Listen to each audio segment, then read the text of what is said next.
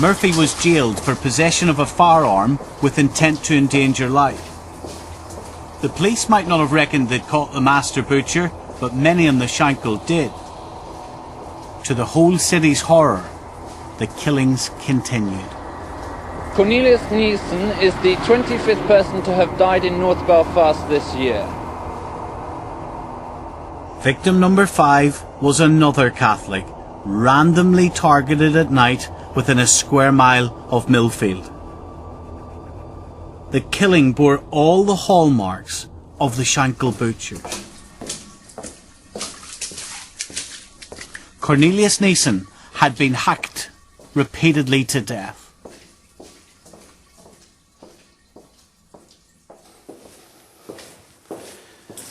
Murphy remained in jail for 6 years.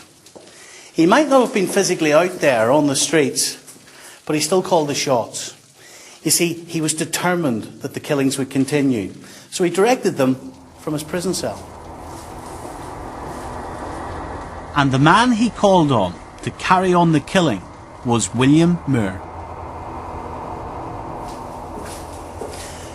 For the Shankill Butchers, it was business as usual.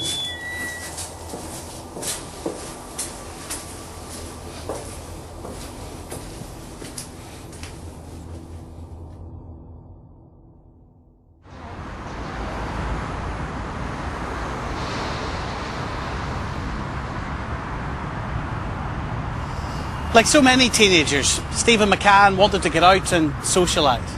So when he and his sister Delia were old enough, they managed to persuade their parents to allow them to come to a disco here at the Queen's Students' Union.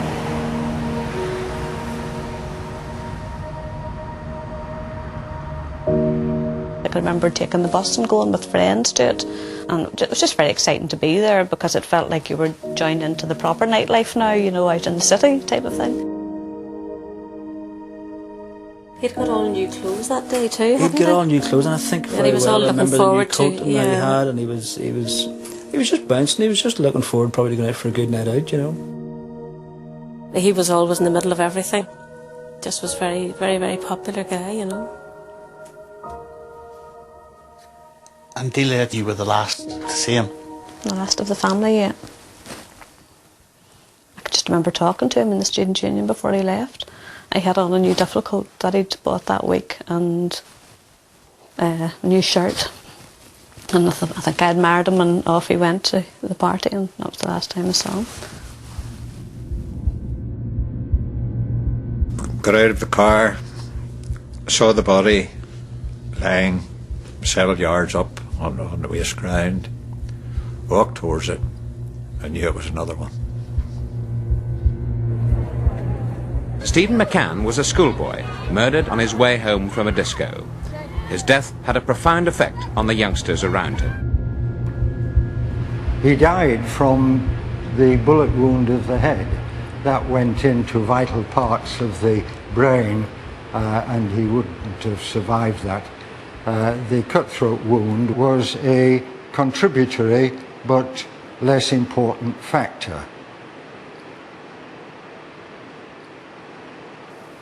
I woke up the following morning. I knew nothing about anything except that Sister Sheila and my Auntie Sheila was sitting at the edge of the bed when I woke up. I remember very, very well putting the football boot and just shouting, "Oh, is he okay?" Very casually. And she said, "Just stop, he's dead." And I was...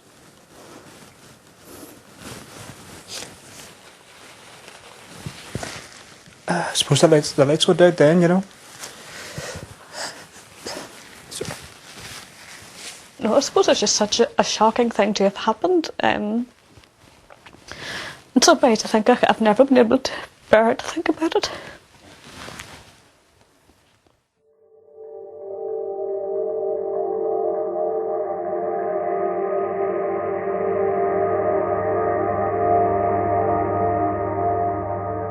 A horrendous experience for them, tragic. A young man with his whole life in front of him, coming home from a disco, and then he's suddenly taken and thrown into oblivion. By this stage, had you narrowed down the suspects in any way? No. None. No witnesses, no clues, nothing.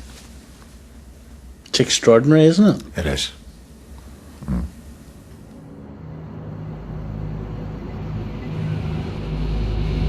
I was genuinely as shocked as anyone else when I suddenly read the accounts and I thought, hang on a second, here are some people I know. This is not what they're doing.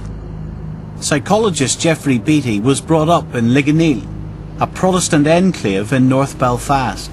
As a youngster, he was in a gang with Jim the Bomber Watt, who went on to become a peripheral member of the Shankill Butchers gang. He wasn't that vicious. I mean, there are people of that time who I would have described as much, much more vicious, much harder. Jim Watt, I couldn't have foreseen it. If you'd given me a list of names and said to me, one of these is going to become a Shankill Butcher, I wouldn't have got it right. I definitely wouldn't have got it right. Well, you've been there in a gang, and then, of course, as a psychologist, you must have an understanding then of the weaker members of a gang, and that leader having a massive impact. Well, some of the weaker members of the gang are kind of bound into the gang, I think partly through fear of the leader. And what kind of fear is it? Well, partly fear of rejection, because you're much more vulnerable when you're on your own. Now, you might be very uncomfortable with what you're doing at times, but the trauma of being rejected by the group might just outdo it. So you stay part of it, and you do whatever he asks. For 3 months, there was a lull. But then the cutthroat murders started up again. Well, I remember one of the girls, when I came in, said to me, God, did you hear about they found another body? And I was like, oh my God, you're not serious, that's somebody's husband or somebody's son. And the day went on, and it was on the news reports and the whole bit, and I didn't connect at all with it. Like so many victims before him, Joseph Morrissey was abducted in the usual place, the Millfield area. He'd been into the city centre for a few drinks, and he was on his way home to North Belfast. His body was discovered in the Glenkern estate, 3 miles from Millfield. He'd been dumped on the ground, right beside this curb.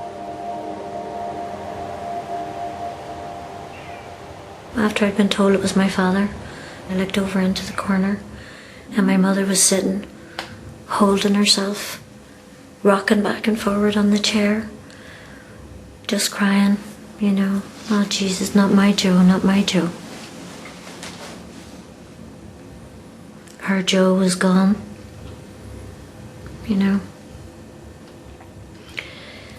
And I kind of knew just from looking at her that, it probably would have been kinder, if God had taken her then. Didn't speak, wouldn't wash herself, wouldn't eat. She was pathetically thin, crying all the time. This wonderful, vibrant woman that we'd known, all gone. Everything gone. Almost like somebody had ripped inside her body and taken out anything that it was of any value.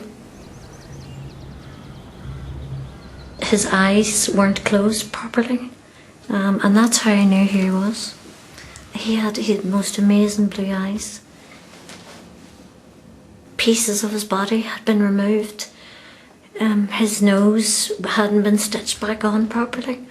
He was practically decapitated. And I was very conscious when I bent down to kiss him that his head was very... They had a steel brace coming up from the top of his spine and something around his neck to support his head. And of course he was covered up to the chin because of the horrific injuries to his neck.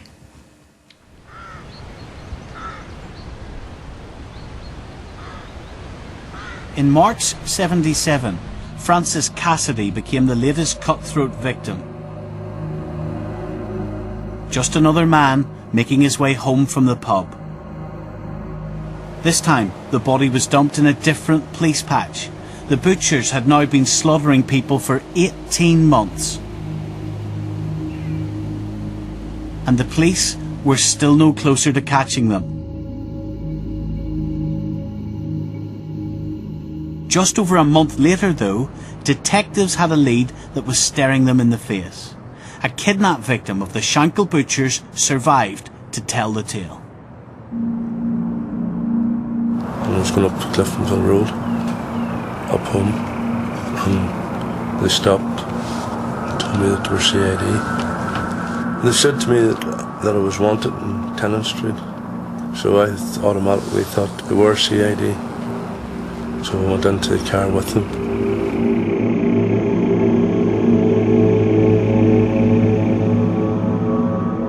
On the 10th of May, Gerard McClaverty was on his way home around 11:30 from a friend's house. He was abducted and taken to a building on the Shankill Road. It had been a doctor's surgery, but was now derelict. This white building is where Gerard was taken to. And again, it's right here in the heart of the Shankill Road. Now, while ordinary people were going about their normal lives, little did they know that Gerard would be taken in there for several hours and beaten and tortured. Meat cleavers and pokers.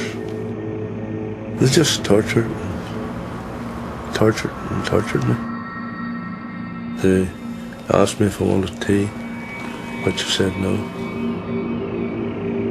They cut the wrists.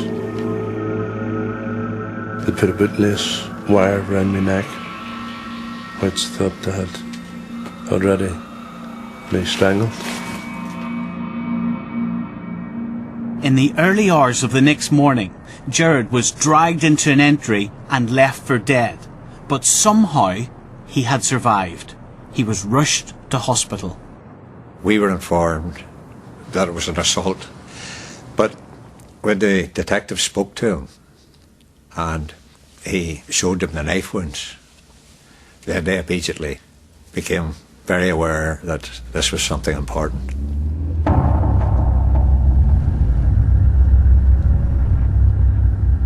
On the morning of the 18th of May 1977, we brought Gerard McClaverty to this location here outside the BRA on the Cliftonville Road. A week after his abduction, Gerard McClaverty retraced his journey with two police officers from Tennant Street. Where are we going to now? Going down the Woodville Road onto the Shankill Road. Just about here, there was three men walking citywards on the footpath, and Gerry McClaverty nearly jumped out of the back of the car. He says, "See that big fat fucker in the middle? That's one of them." The man he identified was Sam McAllister.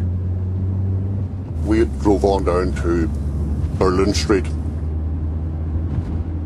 We got Gerry to keep down, and we drove down the length of Berlin Street, turned the car and come back up the Shankill Road again, countrywards. He thought he had seen the guy that had tried to kill him? Yes, he was quite excited about it. When we were coming back up, he says, "See that boy with the white trousers? That's another one of them." Well, we knew him to be a man called Benjamin Pretty Boy Edwards, so he identified two of them. When we were bringing Gerry back to Tennant Street police station, he said to us, "You see that big fat fucker?" When he was interrogating me, he rolled up a short sleeve and he says, "Look at that, you Fenian bastard, war wound." We knew then that if McAllister had a hole in his arm, that it was a very good identification. The police arrested McAllister at dawn the next morning, and when they checked his arms, sure enough, they found the scars of two wounds. Now, when the police lifted the floorboards of McAllister's house, they found a 6-inch steak knife and two 10-inch boning knives. Nothing was found on them. They'd all been meticulously cleaned. Gerard McClaverty was also able to give a description which would have fitted Billy Moore. And we knew that he had previously owned a black taxi and that he also now owned a yellow Cortina. And Gerard described having been taken away in a yellow Cortina. And fibres found inside the car turned out to be from the clothing of Gerard McClaverty. So it was a case we could prove.